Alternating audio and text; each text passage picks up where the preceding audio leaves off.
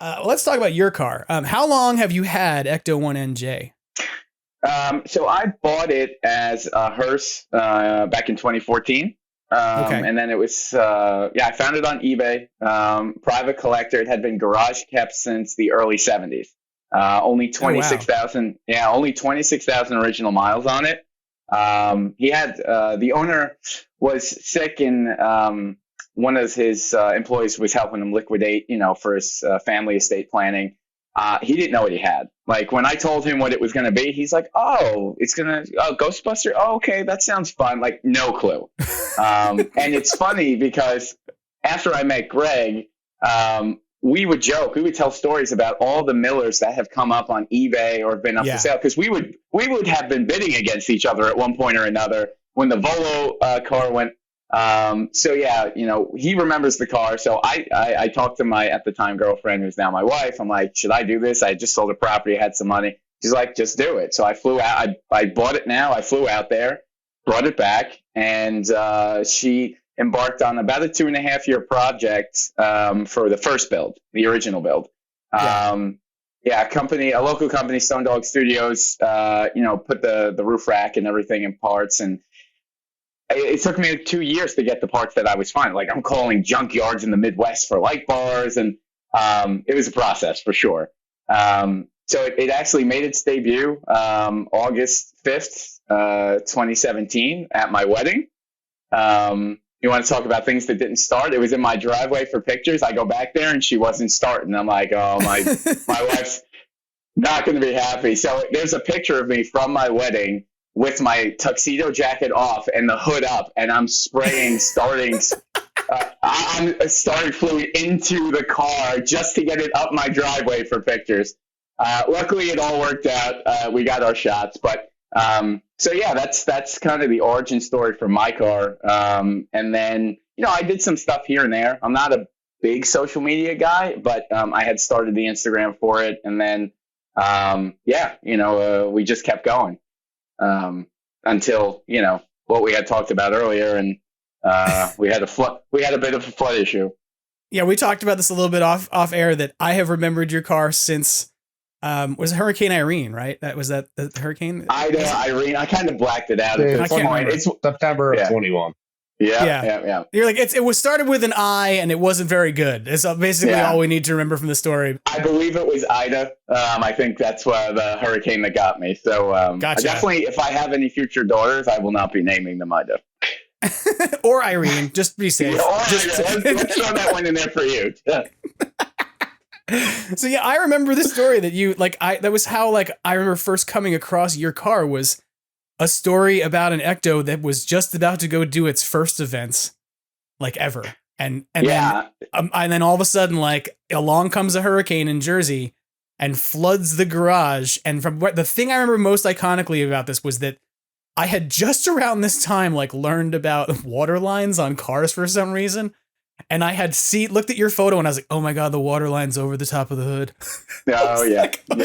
How are they ever going to save this? What's going to happen with this? So I know this is a little, you don't have to get into the trauma of it if you don't want too much, but how did you end up coming back from a car that you were done with? Everything was good to go. You're about to start doing events with it, and boom, Mother Nature says no. Yeah, so it was so the first build was the exterior, and I wanted screen accurate for the exterior. The interior, I always had plans of going custom, right? Because I wanted people to enjoy it. Because for me, it's such a thrill every time I start it. I'm like, I want to be able to bring people around in it. So the second build we got to the interior, and if you've ever seen the pictures on Instagram, I have bench seats with Ghostbusters embroidered. So we finished that August of 2021. And I just started throwing it out there. I started getting booking requests for weddings and all this. So I had a wedding on September 2nd, and I kept it in a garage with 80 or 90 classic cars. And, the weather said going to be heavy rain, so-and-so. Didn't think too much of it. That night, it poured. We got flooding in our house, and the next morning, I emailed. The place emails me. He's like, "Mr. Ferrara, your car had some water damage." So I race over there. I'm like, "There's no way." I get there, everything's roped off, no one's there. I peer in the window and I just see my car just amongst a bunch of floating parts everywhere. And without even thinking, right? So like I think about this now, there could have been live wires because there was still a good 2-3 inches of water on the floor in the garage. Yeah, There could have been right. live wires. I just didn't even dawn on me. I just walked over there and I just broke down. Like, I mean, you just think about my dream car. It's my prized possession, you know? Yep. And I was just devastated. And I didn't know what to expect. You know, looking at it, I'm like, I don't know if I could reclaim this. And you talk about water lines. It definitely got into the light bars because when Greg ended up cleaning it out, he's like, no, there was muck and stuff inside the light bar. So So it basically the whole car was just underwater, like from top to bottom. top to bottom. Yeah, That's the crazy. The whole thing was submerged for at least a good 6 hours. So yeah, I mean, eventually the crew came, they pulled it out, they pressure washed it and everything. And, I made that post on Instagram, and, the outpouring of love for the car, was so nice to see. And that's how I ended up meeting the EctoTech, through that. So, I'll be honest, I'm not a mechanically inclined. So like I put the people in place to put the car together. So Greg had reached out to me and he's like, pull the plugs, crank this, dry back it. I'm like, I can't do that, but if you can, let's connect and figure this out. So yeah, I mean, it was it's been a lot of labor and love. It still is, and Greg can tell you working on Ectos, it's a daily thing, but, the initial place that held it, they did some stuff. They weren't exactly the most honest people. We got it running, but a couple of months down the road, I connected with Greg and got it into his hands, and the rest is history at this point. She's rolling now. Yeah, I mean, it's amazing because it's like, I mean, I know, Greg, you can comment on what it took to bring it back. But I was amazed. When I looked at it, I was like, oh my God, this is going to be like total loss. Like there's no, how do you fix this? How do you come back from this? And to then see where you are now, like you're a mainstay that appears at Ghostbusters Day on a regular basis, because Ghostbusters Day is now a regular thing. We can say regular basis. Isn't that exciting? You're well known in the community. Everybody who talks about your car talk about how beautiful it is. And TV goals, baby.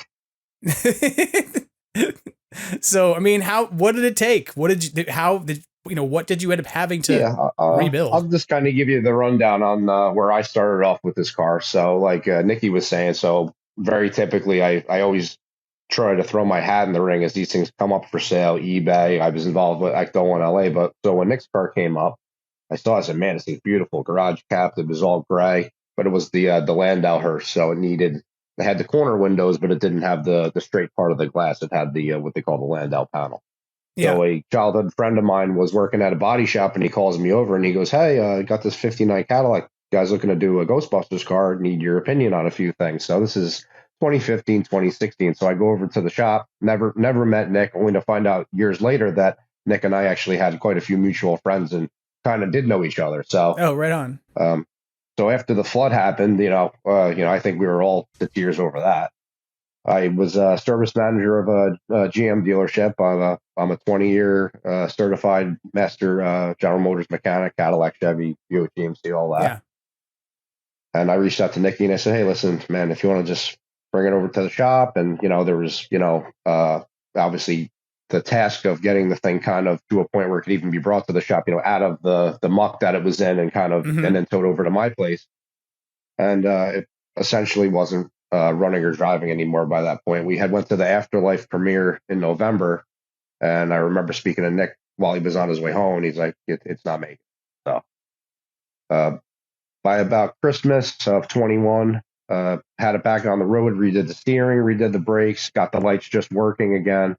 Found out that the wire quality and all that had kind of basically been deteriorated to the point where it was all shot. So redid all the light bar wiring. It's got 2 new light bars on it that I got from Troy from Ghostbusters in New Jersey, who has the Magnum. Every last piece, cleaned out the propeller array, freshened up, like I said, all the wiring, bulbs, motors, all the decals and stuff. And then, finally this year, got to the logos with Kip for the Ultimate 84, like you see behind me here. Yeah, we'll talk about that in a minute for sure too. Yeah. Sure. And then Yeah, but just from the bumper strobes to logos to decals to everything, and just basically got it to a point where we could start getting ready for the ghost tours and actually can make it to an event safely and reliably. Yeah. Safely, keyword, safely.